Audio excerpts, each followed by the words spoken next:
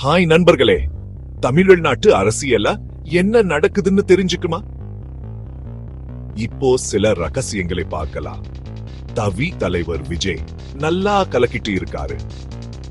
திமுகவும் பாஜகவும் சேர்ந்து 3 மொழி கொள்கைன்னு ஒரு நாடகம் ஆடுறாங்கன்னு விஜய் சொல்லாரு.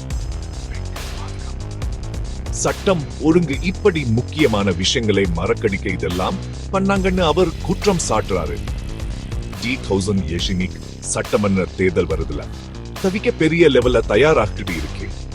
திமுக அதிமுக எப்படி முன்னாடி பெரிய பலமா இருந்தாங்களோ அதே மாதிரி தவிகவையும் மாத்தி காட்ட போறேன்னு விஜய் சொல்றாரு.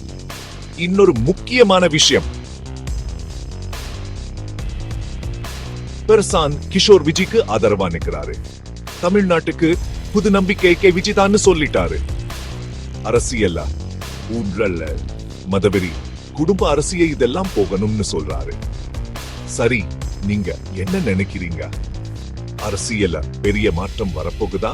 இன்னும் அப்டேட்ஸ்க்கு சப்ஸ்கிரைப் பண்ணுங்க.